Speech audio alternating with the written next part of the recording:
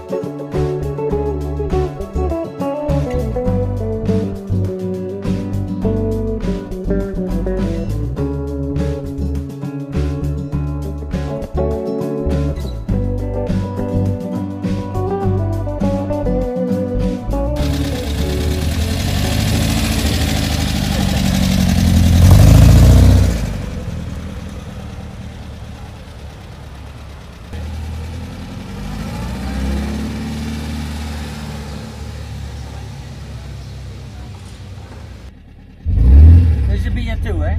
Okay. It's got a special engine. What's in it? Everything you can imagine. Okay, except for seat belts. No seat belts. That's not period. I was required to put seat belts in by my wife. No.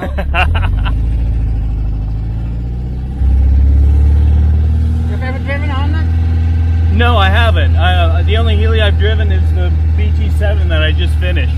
Okay. But as soon as I get the BN1 done, I'll be driving it. Well, don't be disappointed if you do the BN1 because this is a completely different car.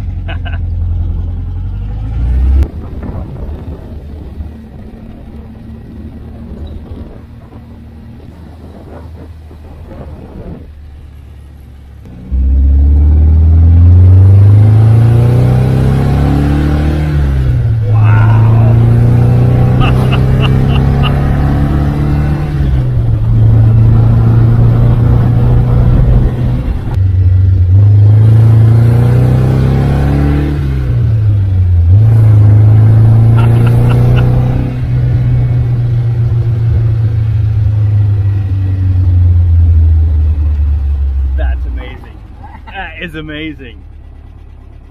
Okay, so what do you have under the hood? It's the normal standard engine, but with steel cranks, steel conrods. Okay. Special pistons, 160 brake horsepower. Okay. But still the 4-cylinder. Still the original engine. Nice.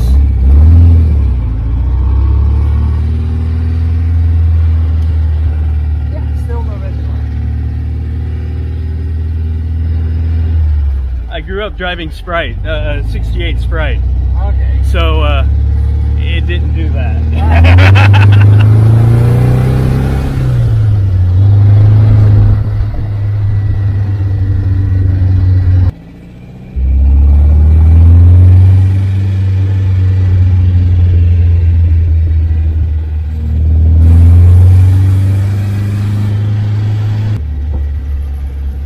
So until now you like the meeting? Oh yeah. Yeah? Good. You don't regret coming over? Oh no, absolutely not. Last weekend I went to a British car club in Luxembourg and saw 5 big Healeys. Okay. And that was like the most I've ever seen in one day. At least since I started doing this again. And you've definitely topped that today. I feel like a kid in a candy store.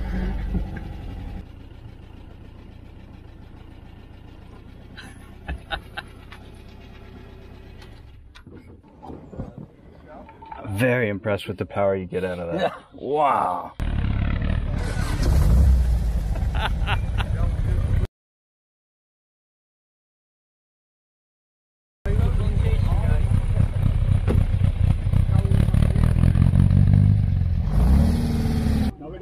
It's all modernized. Yeah, this is cool. The 1 3/4 Azus with the old airbox. I think a modern modern generator or and alternator. High torque starter. Yeah, but the rest I think is, well, this is a bigger Aluminum, yeah. So we're here at the Healey Museum in Vreeland, Netherlands, which is in the region of Holland. Did I get that right?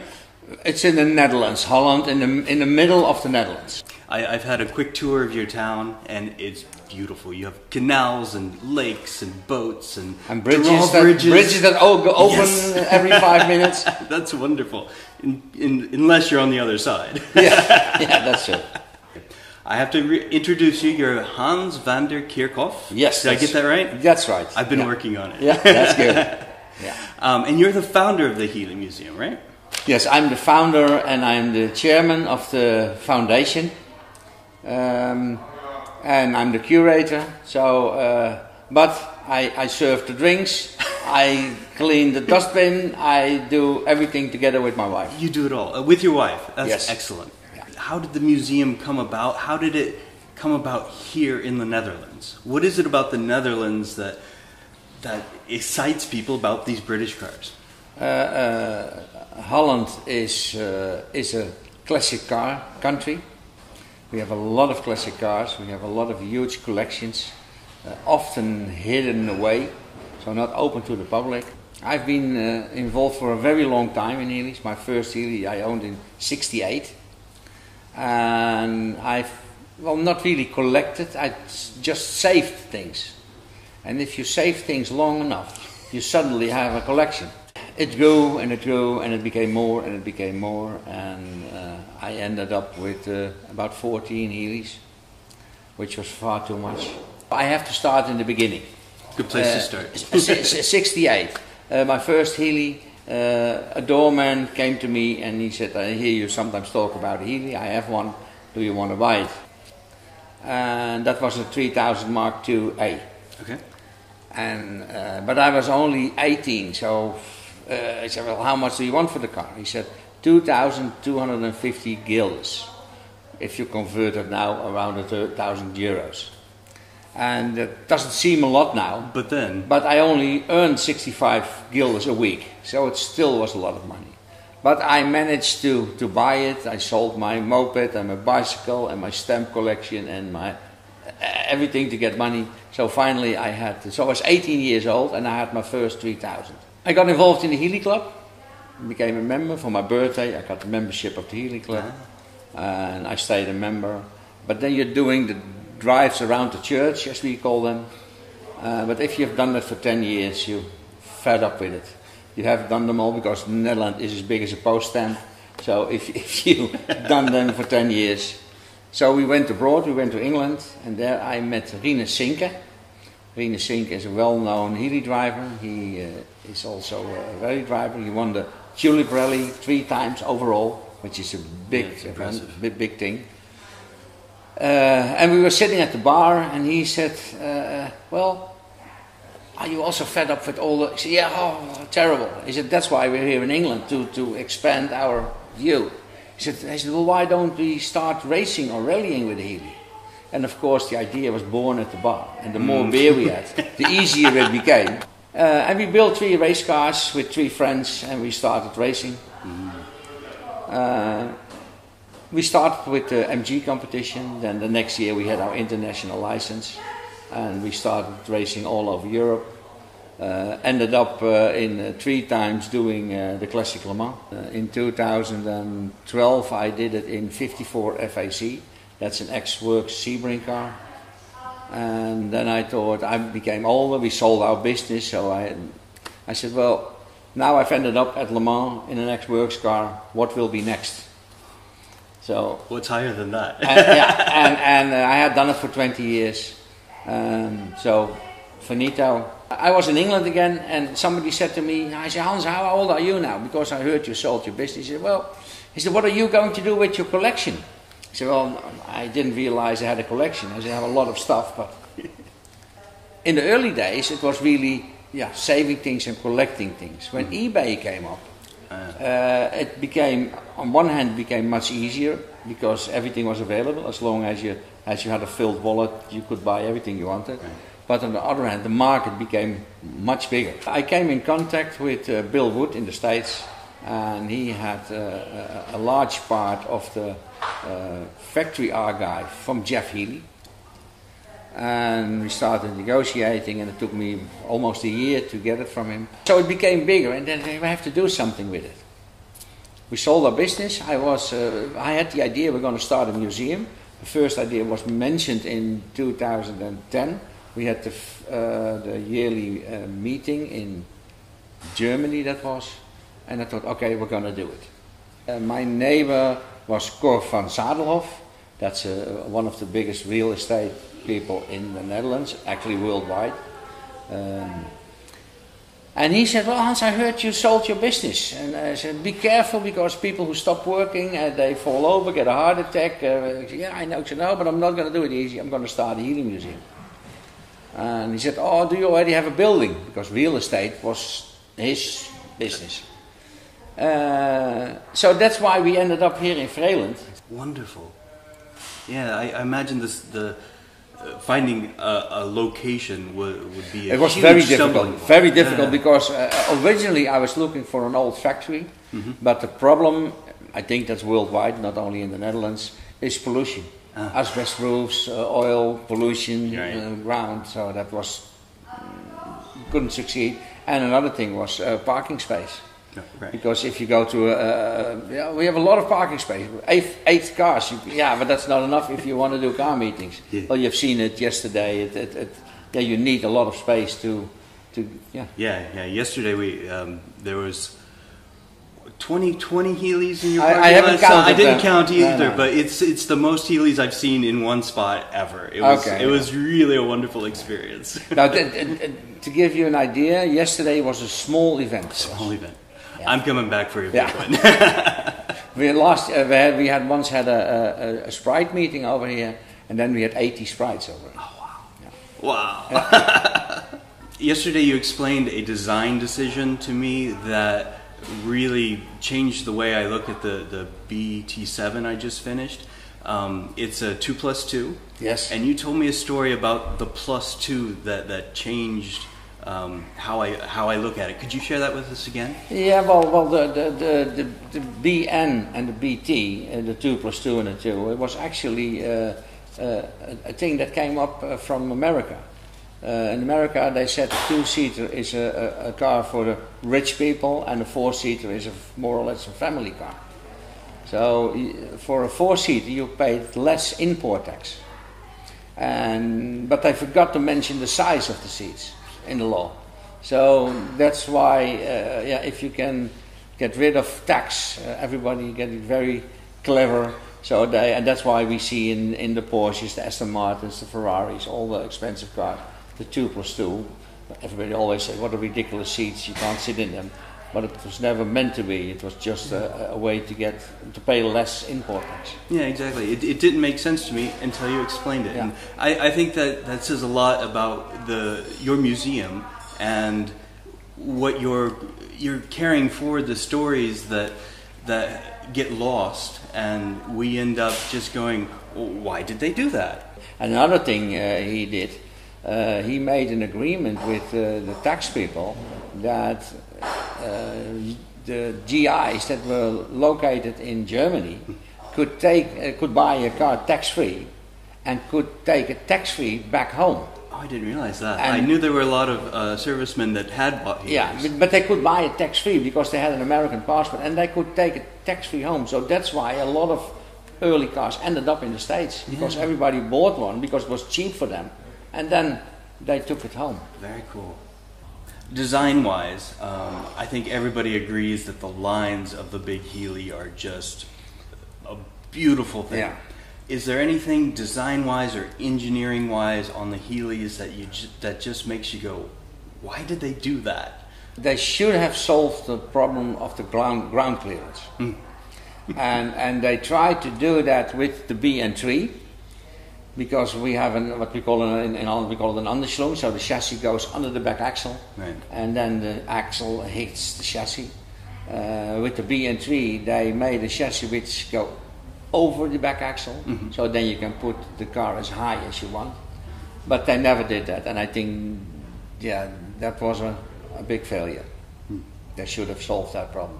And another thing is the heat in the car, because you sit with your feet on the exhaust, with your leg against the gearbox tunnel, with your bottom on the exhaust.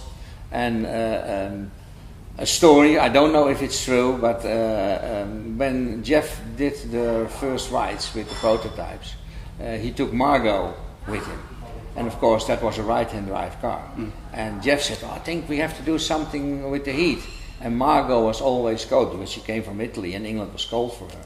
She said, no, that's not a problem. It's okay. And later, of course, we found out that it was actually a bit hot. That's a good story. Yeah. But that's what they told me, but I'm not sure if it's correct. Really, a lot of people have stuff lying around which they don't know what to do with. The children will throw it away if they pass away. So if you have the chance and you're not want to hang on it till you fall over, donate it to the Healey Museum. It's a good place. That's a good thing for all my viewers. Yeah. If you have stuff laying around, sales photos or toy cars or no chassis, no chassis, no rusted chassis, no box of spare parts. No, we're not a junkyard. not classic car magazines, because everybody has piles of classic car magazines. My dad's. I still have a pile of. The whole attic is full of magazines. Yes. Is there anything else my viewers can do to help support your museum here? Well, we have. We already support it. We have the worldwide club support. There's a sign in the museum which maybe you can later take a picture of a shot of. So we're already supported by America, the Swedish club. They do a donation to the museum to help us survive. Next to that, we have what we call the Friends of the Museum, and that's what you experienced yesterday. Very good friends too. Once a year we have a day for volunteers and friends. That are people, they pay €100 a year, and then you can come. But if you live in this area, you're not going to come every week to pay €12 to visit the museum. So that's why we have the Friends, €100. You can come in as often as you want with 2 people. And yeah, that's what we call the Friends. So that's a big support for the existence of the Healey Museum. And next to that we have, of course, the meetings, club meetings, the yearly meetings. We rent out the museum for business meetings. We will have now, they have just arrived, the motorcycling club. They come and have a lunch. Next week we have the TVR club, MG club, Jaguar, BMW. On our website, which you can look, we'll visit the museum, and that's a lot of important company. The big advantage is that Healey is what we call a dead brand. It's no longer produced, so no car company has a problem by coming here to have a meeting. That's a good point, yeah. Because if you go to Laumann, for example, that's a brand. The history is a brand. Yeah. So BMW, Mercedes, they don't go. No, so, and that's our big advantage too. And then, of course, we have a start for a rally, a finish of a rally. That's why we make our living. Good. Well, I hope my followers can help you out. Yeah. Now I'm going to ask you the most difficult question. This is the Sophie's Choice question. What is your favorite car in the museum? It completely depends on the event or where I'm going. As I told earlier, if we go on a holiday, I take the BJ8 because that's part of the family. It's a car which I love to drive. It's got a fully prepared Dennis Wells engine in it. I've done a lot on the heat, so that problem is solved. But for example, yesterday the BN2, that's a marvelous car to drive. The BN7, which is the rare bird, that's one of the 350 built, with a 2-seater hardtop on it, a tri-carb, a rebuilt engine, lovely car to drive. The black one is a Rudspeed, tri-carb, tuned, side exhaust, If you go in the mountains with the rut speed, it's exciting. The pearl in our museum is, of course, Donald Healey's private car. That's the one that surprised me the most yesterday. That's the S coupe. There were only 2 coupes built, and this is one of them. And Donald drove that car for more than 9 years, and he drove it from Perranport, where he lived, to Warwick every day. And that's a very special car. We're gonna play a little game. We're going to. It's a lightning round. I'm gonna ask. I'm gonna say A or B, and you choose which one is the best for you. I'm not a football player, but I know. Yeah, or Formula One even. Okay, so some of these might be controversial, but pick your personal favorite.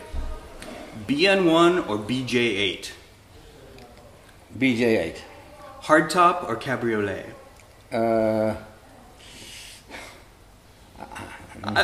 It's hard, isn't it? No. First thing comes to your mind. A. Hardtop.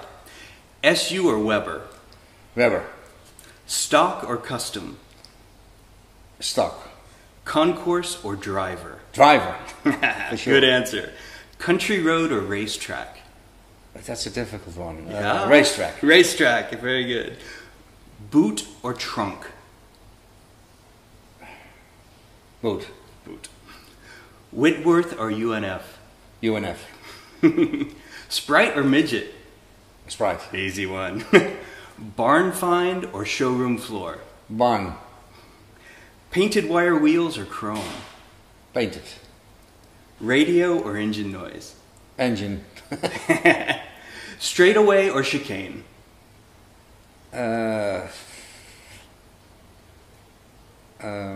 Straightaway. Straightaway. That's all. Thank you. That was fun. Yeah. Hard questions though, aren't they? No, not. Yeah, sometimes it's difficult because I've been racing for 20 years, and when you put Webers on a Healey, it becomes a completely different car. And to give you an idea, 54 FAC we raced, and also the yellow one, which I later show you a picture of Le Mans. And then we're talking about a full prepared race engine with 300 brake horsepower and a top speed of 260 kilometers. Wow! So that's, and I'll show you later in a movie. But on the other end, Le Mans is a long straight, so the top speed is incredible. Right. Chicanes is more. If you go to Zandvoort, for example, then it's small and curvy, but it's so difficult. It's difficult. And you asked me BN1 or BJ8. The BN1 and 2 are far more fun to drive than a BJ8. The 6-cylinder engines are, I won't say too heavy in the front, but it's a completely different car. But a BJ8, the red one, which is in the museum now, I've done over 300,000 kilometers in that car. 300,000? Yes. Wow. And this is my 3rd engine. I've done, rallied it in the beginning, and now I'm taking it easier. And that car has become a part of the family. So that's why I say BJ8. But to be honest, driving yesterday you enjoyed the BN2 very much. It's more a car you can throw around. Yeah. And the BJ8 is more comfortable. It's you have the hood, so if you take it on holiday and it starts raining, you can close it easily. You have more luggage space. That was the difficult choices you had to make, and the hardtop and open. I have both. I have an open and I have a closed one with a hardtop. And strangely enough, people always think that with a hardtop it's more heat in the car, which isn't the case, because you don't have the sun on your head. And if you take the side screens out, it's actually more comfortable with a hardtop than an open car. Interesting. And of course the car becomes stiffer. Yes, it would. So it's also, that question was a mixed feeling. But open, of course, you enjoy far more of the area you're driving through. Right.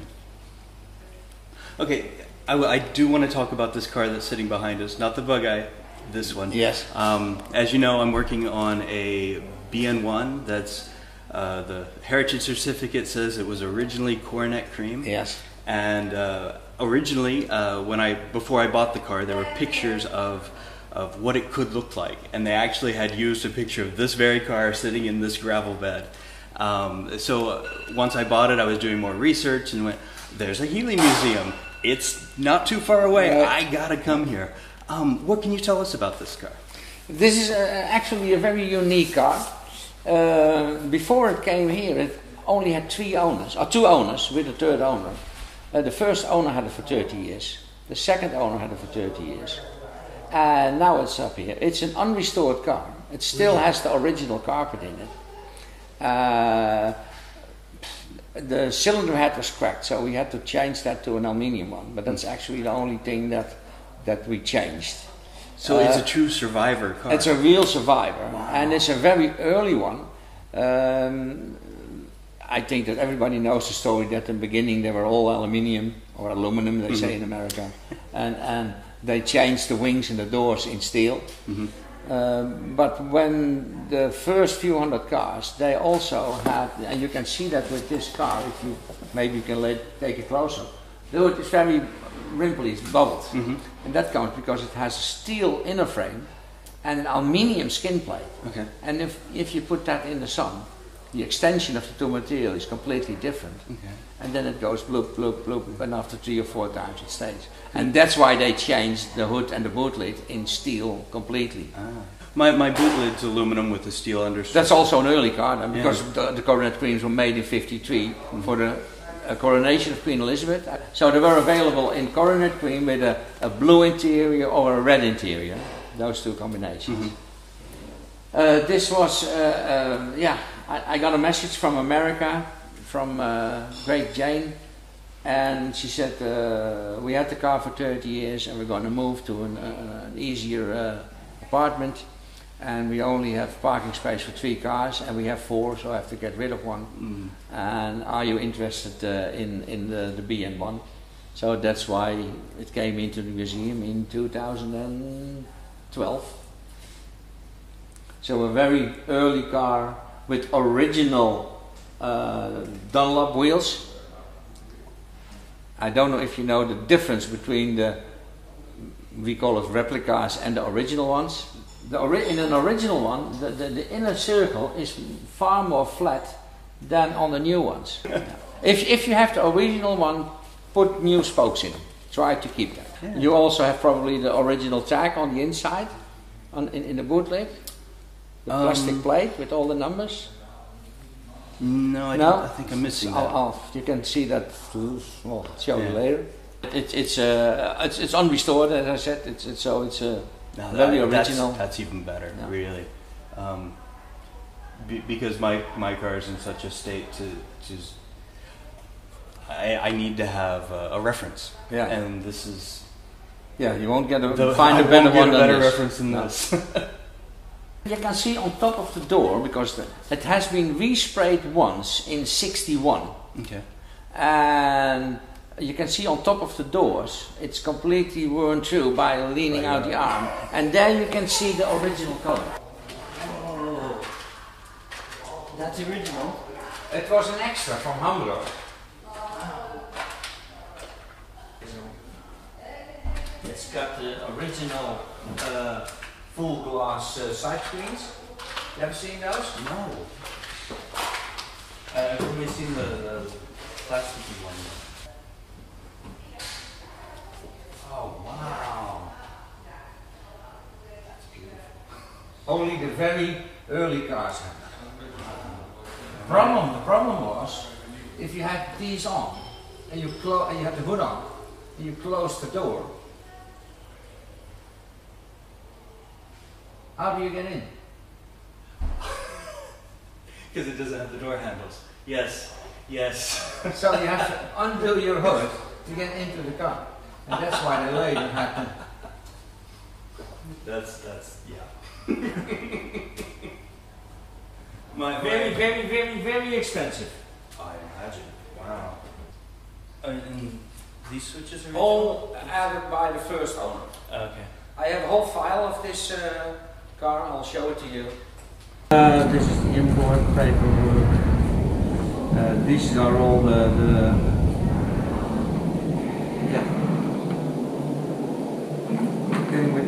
This is the American title. This is the original invoice. Oh wow, Jaguar, Cleveland. Yeah. $3,182.40. But he made a deposit on it. Well, Original warranty paper. that's neat. Probably can't bring it in for warranty anymore. No. This is he financed the car, so the finance papers. He wrote a letter to the Donald Healey company and said, I only have 3 gears, but they told me originally it had 4 gears. He got a letter back with a drawing from the Healey Motor Company, and they said, if you machine this knockoff, you have 4 gears again. So that car has 4 gears. So they did it? They did it, but it's completely useless. All the papers are with the car, even the manual for the grease gun. How to use the grease gun.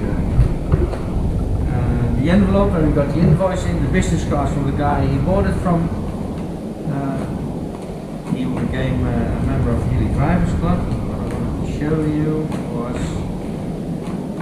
here you have the different side screens. That's the one that came with the car. And this is the original advert from Harco for the exhaust. Wow. Very. Here you won't get it more complete. No, that's wonderful. I wish all the Healeys came with a binder full of stuff like that. Well, you have a beautiful museum. I've just been smiling ear to ear since I've gotten here, blown away by all the fabulous cars and the details and the engines around and plus the atmosphere. The friends you had here yesterday were incredibly friendly and warm and welcoming, and you took me for a drive, and another one of your friends took my wife for a drive because she was just waiting for us to come back. And that it speaks a lot about the Netherlands, and I feel very welcome here. Well, that's why we also call it's mentioned on our website, a Healey Museum, a museum with a passion, and that says everything.